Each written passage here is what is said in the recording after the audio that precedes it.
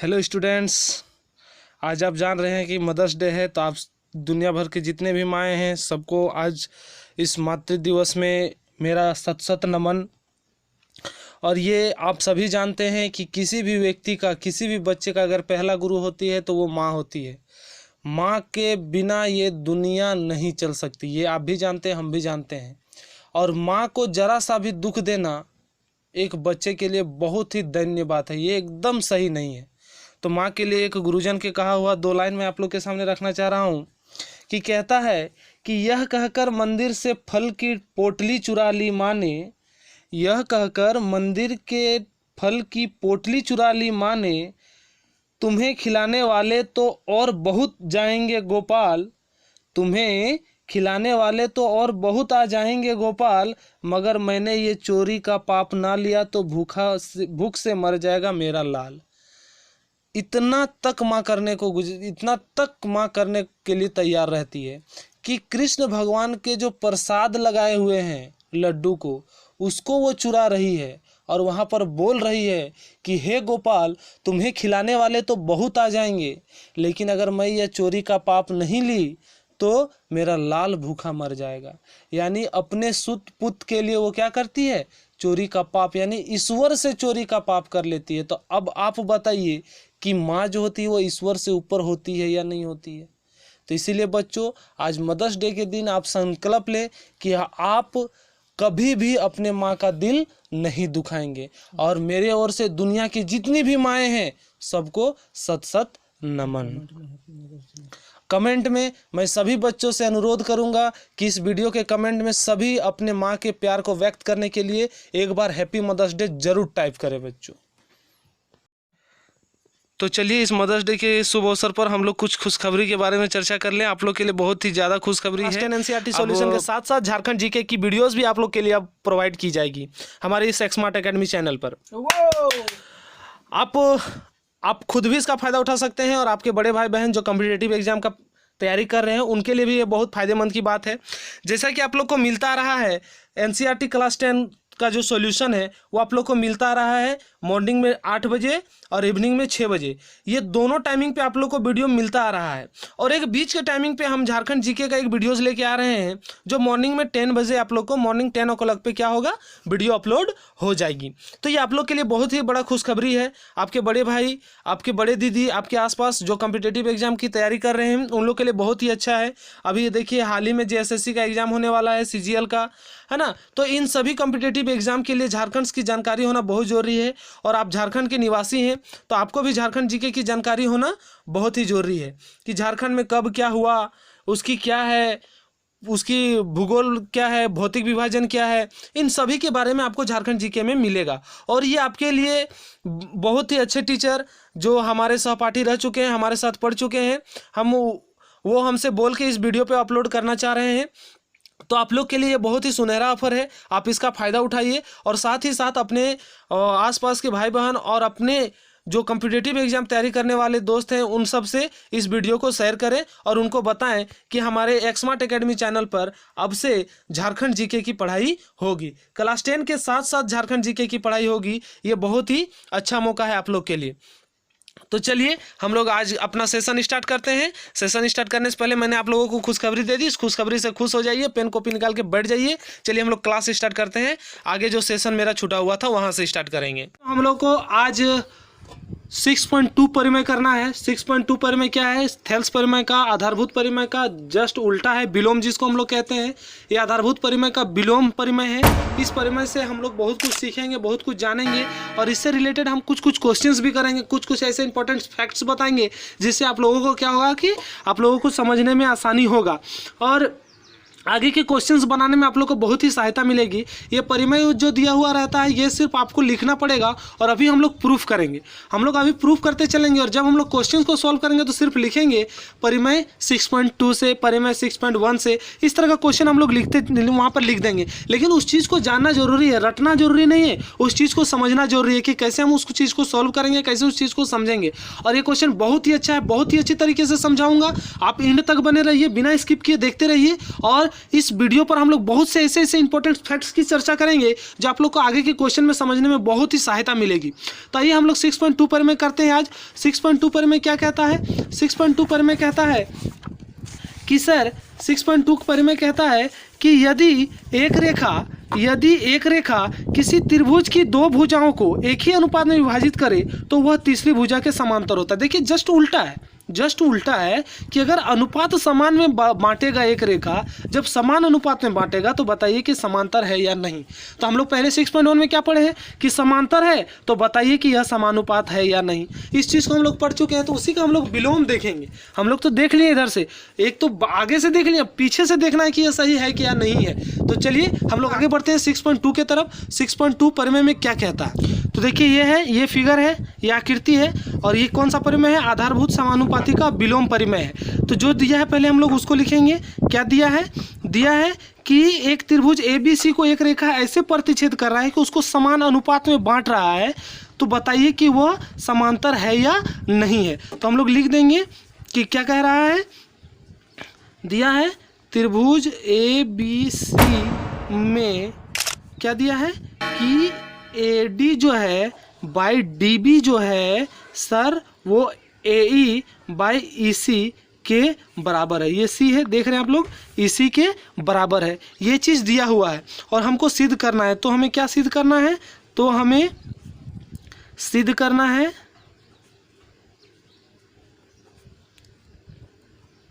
क्या सिद्ध करना है कि BC जो है DE जो है वो समांतर है किसके, BC के। ये चीज़ हम लोग देख रहे हैं। हम लोग आधारभूत में क्या देखे थे कि ये समांतर दिया हुआ था और हमें ये प्रूफ करना था, तो विलोम ही हुआ। तो ये प्रूफ करने से पहले हम एक रचना करेंगे। रचना क्या करेंगे कि यहाँ से, यही बिंदु से हम एक लाइन खींचेंगे और इस लाइन को नाम दे देंगे क्या, E डैश। क्या नाम दे देंगे, E डैश। इस बिंदु को जहाँ पर ये प्रतिच्छेद कर रही है उसको नाम दे देंगे E डैश। क्या रचना किए हम लोग कि DE डैश एक रेखाखंड खींचे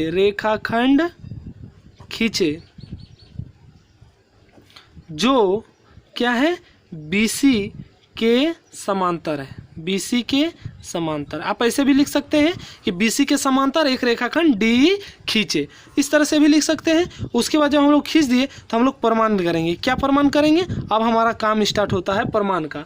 तो प्रमाण में हम लोग करेंगे कि देखिए यहाँ जब ये समांतर बोल रहा है तो हम इसको क्या लिख सकते हैं, DE डैश समांतर BC, यही चीज़ बोल रहा है। तो जब दो भुजाएं समांतर होती है तो हम लोग थेल्स परिमेय से क्या जानते हैं कि जब दो भुजाएं समांतर होती है सर, तो हम लोग आधारभूत परिमेय से जानते हैं, या परिमेय 6.1 भी लिख सकते हैं, हमने पहले भी बताया था। आधारभूत समानुपातिकता लिख सकते हैं। आधारभूत समानुपातिकता परिमेय से क्या हम लोग जानते हैं कि सर ये जो होता है जब समांतर होता है तो उसको समान अनुपात में बांटता है। समान अनुपात में बांटने का मतलब कि देखिए इसका जो अनुपात होगा, यानी इस चीज़ का जो अनुपात होगा इस चीज़ के अनुपात के बराबर होगा, यानी AE dash by E dash C जो होगा उसका अनुपात क्या होगा, बराबर होगा। ये तो हम लोग जानते हैं सर। तो देखिए हम लोग इसका नाम दे देंगे समीकरण 1 और इसका नाम दे देंगे समीकरण 2। अब देखिए आगे हम लोग क्या करते हैं, आगे हम लोग करेंगे कि समीकरण 1 और 2 को हम लोग देखेंगे। तो समीकरण 1 और 2 में हम लोग क्या देख रहे हैं कि सर AD बाई DB और इधर भी AD बाई DB, इधर भी AD बाई DB और इधर भी AD बाई DB। तो हम पहले भी बताए हैं कि जब किसी भी समीकरण का लेफ्ट हैंड साइड या राइट हैंड साइड दोनों में से कोई एक बराबर हो तो क्या होगा कि उसके बगल वाला यानी उसका जो इक्वेशन होगा वो बराबर होगा। अगर किसी का लेफ्ट हैंड साइड बराबर है तो राइट हैंड साइड भी बराबर होगा, और अगर किसी का राइट हैंड साइड बराबर है तो लेफ्ट हैंड साइड भी बराबर होगा। तो हम यहाँ पर लिख सकते हैं AE बाई EC जो होगा, AE बाई EC जो होगा AE dash by E dash C के क्या होगा, बराबर होगा। ये चीज़ हम लोग लिख सकते हैं। और जब हम लोग ये लिखेंगे तो ये चीज़ हमको प्रूफ करना होगा। अब हम इसको नाम दे देते हैं समीकरण 3। इसको नाम क्या दे देते हैं, समीकरण 3 दे देते हैं। अब इसको प्रूफ करने के लिए हम लोग क्या करेंगे कि दोनों तरफ एक एक जोड़ देंगे। दोनों तरफ क्या करेंगे, एक एक जोड़ देंगे। EC प्लस 1 बराबर AE dash by E dash C plus 1। हम जोड़ दिए दोनों तरफ एक एक जोड़ दिए। अब एक एक जोड़ने के क्रम में हम लोग क्या करेंगे, इसका एलसीएम देखिए, जगह हम यहाँ पर एडजस्ट कर रहे हैं, इस चीज़ को समझिए। अब जब हम इसका एलसीएम लेंगे, इसका एलसीएम इसके नीचे कुछ नहीं तो क्या 1 है, जब इसका एलसीएम लेंगे तो क्या देगा हमको EC देगा, और यहाँ पर हो जाएगा AE प्लस ये EC यहाँ पर हो जाएगा। उसके बाद हम लोग जब इसका समीकरण का इसका एलसीएम लेंगे तो E' नीचे होगा, AE यहाँ पर होगा प्लस E' यहाँ पर हो जाएगा, ये हो जाएगा। आप देख रहे हैं। इसके बाद हम लोग क्या करेंगे, इसके बाद हम लोग करेंगे कि जोड़ेंगे। अब देखिए AE आप देख पा रहे होंगे कि AE जो है और प्लस EC जो है वो किसके बराबर है, AE प्लस EC जो है वो किसके बराबर है, AC के बराबर है। AC बाई EC हम लोग यहाँ लिखेंगे। उसी तरह से देखिए AE डैश प्लस E' किसके बराबर है, तो सर ये भी AC के बराबर है, AC के बराबर है, तो हम यहाँ लिख दिए AC के बराबर। अब देखिए AC कैंसिल आउट हो जाएगा और क्रॉस मल्टीप्लिकेशन होगा तो क्या होगा, E' बराबर EC हो जाएगा, E' बराबर क्या हो जाएगा, EC हो जाएगा। और ये कब पॉसिबल है, ये तब पॉसिबल है सर कि जब E' बिंदु और E बिंदु एक ही जगह पर स्थित हो। तो हम लोग लिखेंगे यह तभी संभव है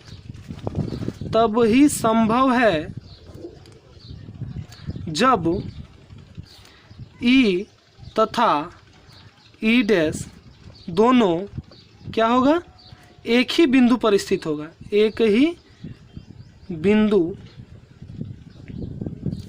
पर स्थित होगा, ये चीज़ बोल रहे हैं। और जब एक ही बिंदु पर स्थित होगा तो क्या मिल जाएगा, जब एक ही बिंदु पर स्थित होगा तो इसका अनुपात हम लोग बराबर दिखाएं, ये हमको गिवन है। तो एक ही बिंदु पर जब स्थित होगा तो क्या हो जाएगा कि सर तब हो जाएगा क्या कि सर DE जो समांतर होगा किसके होगा, BC के। यही तो हमें प्रूफ करना था सर, यही तो हमें प्रूफ करना था और ये हम प्रूफ कर चुके हैं। यही चीज़ हमें प्रूफ करना था। एक बार फिर से देख लीजिए, हम लोगों ने क्या किया, जो दिया हुआ था उसको हम लोगों ने लिखा कि AD बाई DB दिया हुआ है, EE बाई AC दिया हुआ है, तो हमें सिद्ध करना है कि DE समांतर BC है। तो ये चीज़ सिद्ध करने के लिए हमें एक ऐसे ही काल्पनिक रेखा खींचना और रचना करना है जो क्या है कि BC के समांतर है। हम क्या बोले कि DE' एक रेखाखंड खींचे जो BC के समांतर है। तो प्रमाण में हमको लिखना था कि जो जब हम समांतर माने तो समांतर इसको लिख दिए कि DE' जो है वो BC के समांतर है। तो आधारभूत प्रमेय से हम लोग क्या जानते हैं कि जब एक त्रिभुज में दो भुजा को प्रतिच्छेद करने वाला रेखा तीसरी भुजा के समांतर हो तो उसका जो अनुपात होता है वो समानुपात होता है, यानी बराबर होता है। समानुपात कहने का मतलब बराबर होता है, तो हम उसको बराबर कर दिए। अब जो दिया हुआ था उसको और इसको हम जब तुलना करें तो देख रहे हैं सर LHS तो दोनों तरफ बराबर है, बायां पक्ष क्या है बराबर है, तो दायां पक्ष भी बराबर होगा, तो हम यहाँ दायां पक्ष भी बराबर कर दिए। और इसको प्रूव करने के लिए एक लॉजिक याद रखना है कि 1 जोड़ना है, तो हम क्या किए 1 जोड़ दिए। तो जब 1 जोड़े तो हम देख रहे हैं सर AC बाई EC और AC बाई EC आया, तो AC को कट कर दिए तो E' बराबर EC आया।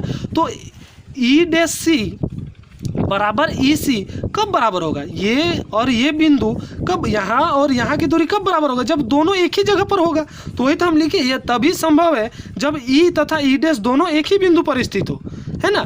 E तथा E' क्या हो, एक ही बिंदु पर स्थित हो। तो जब ये एक ही बिंदु पर स्थित होगा सर तो DE समांतर BC तो होगा, ये चीज़ को समझना था। तो आइए हम इसी से रिलेटेड एक क्वेश्चन करते हैं जिससे आपको बहुत ही अच्छे तरीके से समझ में आएगा। और उस क्वेश्चन में हम लोग ऐसे बात करेंगे जिससे हमको आगे बढ़े क्वेश्चन, आगे आने वाले क्वेश्चन में हमें सहायता मिलेगी। तो बच्चों आप अपना एक्समर्ट चैनल को सब्सक्राइब करना ना भूलें, लाइक शेयर करते रहें, जिससे क्या होगा कि उस ज़रूरतमंद तक ये वीडियो पहुँचेगी जिसको इस चीज़ की आवश्यकता है। तो बच्चों, और हमने लाइव टेस्ट की बात बोली थी, तो लाइव टेस्ट जो देने के इच्छुक हैं वो कमेंट बॉक्स पर आके हमें कमेंट करें, हम उनका लाइव टेस्ट लेंगे, ठीक है। हम एक डेट फिक्स करेंगे, उस डेट पे उस बच्चों का लाइव टेस्ट भी चलेगा। देखिए आप एक क्वेश्चन देख पा रहे होंगे, जिस क्वेश्चन के बारे में मैं बताना चाह रहा था। आप एक क्वेश्चन देख पा रहे होंगे, क्या देख रहे हैं कि यदि कोई रेखा एक त्रिभुज ABC की भुजाओं AB और AC को क्रमशः D और E पर प्रतिच्छेद करे तथा भुजा BC के समांतर हो तो सिद्ध कीजिए कि AD बाई AB बराबर AE बाई AC होगा या नहीं। तो इस चीज़ को सिद्ध करना है और इस चीज़ को हम लोग सिद्ध कर सकते हैं किससे, जब भी हम लोग 6.2 पर में पढ़े उसी से रिलेटेड है, इसलिए मैं इस क्वेश्चन को बताना चाह रहा था। तो सबसे पहले हम एक त्रिभुज बना लेते हैं, एक त्रिभुज ABC बना लेते हैं। त्रिभुज ABC बना लिए, ABC, और क्या बोला है कि एक रेखा ऐसे यानी D और E, एक रेखा ऐसे प्रतिच्छेद कर रहा है D और E कि क्या प्रतिच्छेद कर रहा है कि भुजा कर रहे हैं हैं जैसे भुजा BC के समांतर हो, तो हमें सिद्ध करना है। तो पहले जो दिया है हम उसको लिख लेते हैं। दिया है क्या क्या दिया है कि सर जो ये DE है वो किसके समांतर है? BC के समांतर है। DE जो है वो BC के समांतर है। तो हमें क्या सिद्ध करना है? तो हमें सिद्ध करना है कि AD जो है वह AB का अनुपात, AD और AB का अनुपात जो है वह AE और AC के अनुपात के बराबर है। AE और AC के अनुपात के क्या है? बराबर है। तो ये चीज़ हम लोग बराबर दिखाने के लिए हम लोग थोड़ा सा रचना करेंगे। नहीं, इसमें रचना की आवश्यकता नहीं पड़ेगी, हम लोग प्रमाण पे डायरेक्ट चलेंगे। प्रमाण पे तो प्रमाण हम लोग क्या कर सकते हैं? देखिए प्रमाण में हम लोग लिखेंगे कि जो हमें गिवन है हम उसको लेके चलेंगे। क्या गिवन है कि सर DE जो है वो समांतर है किसके? BC के। DE जो है वो किसके समांतर है? BC के। तो 6.1 पर में से हम लोग क्या लिख सकते हैं? 6.1 पर में से हम लोग क्या लिख सकते हैं? हम लोग जानते हैं कि जब वो किसी त्रिभुज को एक भुजा एक रेखाखंड दो भुजाओं को ऐसे प्रतिच्छेद करे कि वो तीसरी भुजा के समांतर हो, तो उसका अनुपात जो होता है, उन भुजाओं के प्रतिच्छेदक अनुपात जो होते हैं वो बराबर होते हैं। ये हम लोगों ने 6.1 प्रमेय में पढ़ा है। यानी इसका और इसका अनुपात इसके अनुपात के बराबर होगा। कहने का मतलब है AD जो होगा AD/DB AE/EC के बराबर होगा। यही चीज़ तो कहता है थेल्स प्रमेय, यही चीज़ तो हम लोग कर रहे हैं। अब देखिए जब हम इसको सॉल्व करेंगे इस तरह से, जब भी पूरा को सॉल्व करने का है कि एक भुजा का पूरे भुजा के साथ जब अनुपात निकालने का है, तो सबसे पहले इसको उल्टा कर दीजिए, इसका विलोम कर दीजिए। विलोम कर दीजिए मतलब DB ऊपर AD नीचे और EC ऊपर AE नीचे। इस तरह से हम लोग कर सकते हैं, कर दिए। अब इसके साथ साथ क्या कीजिए कि दोनों तरफ 1 जोड़ दीजिए। दोनों तरफ क्या कीजिए? 1 जोड़ दीजिए, जैसे हम लोग अभी विलोम में किए हुए थे। तो यहाँ पर देखिए, यहाँ पर अगर हम इसका LCM लेंगे तो AD होगा और यहाँ पर DB होगा, लेकिन यहाँ पर क्या होगा? AD हो जाएगा, क्योंकि यह पूरा इसके साथ इंटू हो जाएगा। और इसका जब हम लोग लेंगे तो नीचे तो AE होगा ही, ऊपर में भी क्या होगा? EC होगा और यहाँ पर क्या हो जाएगा? AE हो जाएगा। अब ध्यान से देखिए, अगर इसको हम लोग ऐड करेंगे, DB + AD, यानी DB जो है और AD को ऐड करेंगे तो मेरा क्या निकल जाएगा? DB और AD को जब हम ऐड करेंगे तो मेरा निकल जाएगा AB। यार ये AD तो रहेगा ही। और जब E और AC को EC, CE या EC और AE को ऐड करेंगे तो अब मेरा क्या बन जाएगा? AC बन जाएगा। क्या बन जाएगा? AC बन जाएगा। तो AC/AE हो जाएगा। तो देखिए मेरा प्रूफ हो चुका है, लेकिन विलोम में हुआ है, तो फिर से हम इसको पलट देंगे। क्या कर देंगे? AD/AB बराबर AE/AC। तो देखिए जितने आसानी से आप इस क्वेश्चन को सॉल्व कर पाएँ, जितने आसानी से इस क्वेश्चन को आप समझ पाएँ, इसका पूरा का पूरा श्रेय जाता है 6.2 प्रमेय को। 6.2 प्रमेय से ही हम लोग ये चीज़ समझ पाएँ और इस तरह से हम लोग सीख पाएंगे। तो ये चीज़ इस तरह से क्वेश्चन सीखते रहने के लिए हम लोग को प्रमेय का जानकारी होना बहुत ज़रूरी है। और इस प्रमेय का जानकारी आपको अपना चैनल एक्समार्ट एकेडमी पर मिलता रहेगा। इसीलिए आप अपने एक्समार्ट एकेडमी को लाइक करें। अगर आप लाइक करते हैं तो इससे हम समझेंगे कि आपको मेरा वीडियो बहुत ही अच्छा लग रहा है, जिससे हमें बनाने की और इसको और भी अच्छे तरीके से समझाने का क्या होगा? हमारी मनोवृत्ति बढ़ेगी। और एक बात आप लोग से हम बार बार बोलते हैं, अभी भी बोल रहे हैं, इसको उस व्यक्ति तक पहुंचाइए जो उस बच्चे तक पहुंचाइए जो बच्चा घर पे बैठे बैठे अभी कुछ ज्ञान अर्जित नहीं कर पा रहा है और उसे 10 एग्जाम का बहुत ही मतलब कि टेंशन है, बहुत ही उसे डर लग रहा है। तो ये वीडियो आप देखें, आपको फ़ायदा हो रहा है तो ये वीडियो उससे भी फ़ायदा होगा। तो इस वीडियो को शेयर करें, है ना, लाइक करें और आपका अपना एक्समार्ट चैनल को सब्सक्राइब करें। धन्यवाद।